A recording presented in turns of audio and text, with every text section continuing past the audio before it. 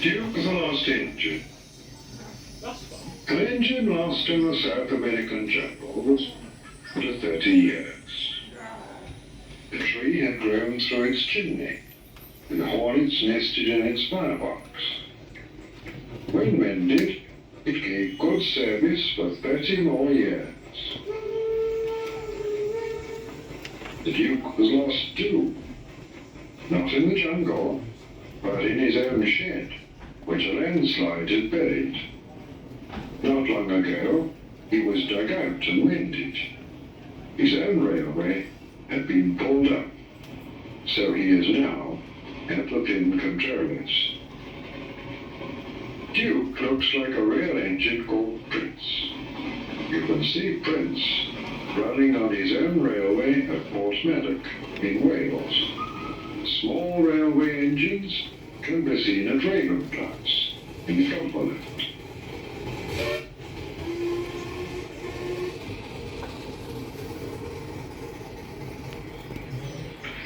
Story 1. Grandpuff. Once upon a time, 3 little engines lived in their own little shed on their own little railway. Duke was brown, Falcon blue, and Stuart green. Duke was the oldest. He had been the first engine on the line and named after the Duke of Sodor. He was proud of this and wanted everything just so. Whenever the others did anything they shouldn't, he would say, "That would never suit his grace."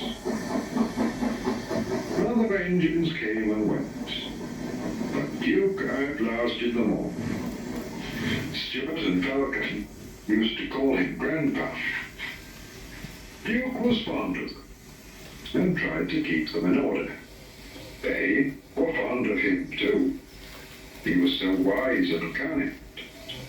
But they did get tired of hearing about his grace. Sometimes they would wink at each other and chant solemnly, "Engines come and engines go. Grandpuff goes on forever." "You impertinent scallywags," Duke would say. "Whatever are young engines coming to nowadays?" "Never mind, Grandpuff, we're only young once." "Well, you better mind, unless you want to end up like number 2. "Oh, Grandpa, whatever happened?" "Number 2, said Duke, was American and very cocky. He rode roughly and often came off the rails. I warned him to be careful." "Listen, bud," he drawled. "In the States, we don't get a dime for a few spills." "We do here," I said, but he just laughed. But he didn't laugh when the manager took away his wheels and said he was going to make him useful at last. "Why? What did he do?" "He turned him into a pumping engine, that's what. He's still there, behind our shed." Stuart and Falcon were unusually good for several days. Stuart and Falcon became useful engines, and all 3 were happy together for many years. When hard times came, the mines closed one by one, and the engines had little to do. At last, their line was closed, and people came to buy the engines.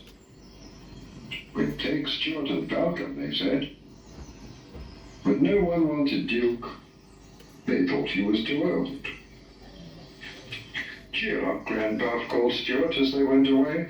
"We'll find a nice railway, and then you can come and keep us in order." They all laughed bravely, but not one of them thought it was going to be true. Duke's driver and fireman oiled and greased him. They sheeted him snugly and said goodbye. They had to go away and find work. Duke was alone, locked up in the shed. "Where's his grace?" he wondered. "It's not like him to forget me." But his grace had been killed in the war. New Duke, a boy, hadn't heard of his little engine. Oh, well, said Duke to himself, I'll go to sleep. It'll help to pass the time. Years passed. Winter torrents washed soil from the hills over the shed. Trees and bushes grew around. He wouldn't have known a shed was there, let alone a little engine asleep inside it. Have you guessed about Stuart and Parkin? Yes, you're quite right. They came to the thin controller's railway. It gave them new coats and new names. Stuart became Peter Sam, Falcon the Handle. They prefer their new names. That was a long time ago, but they never forgot Grandpa and often talked about him when alone.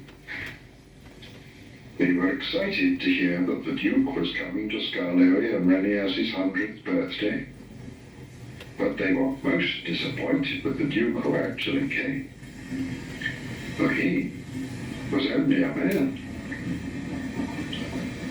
But we must say no more, or else we'll spoil the next story.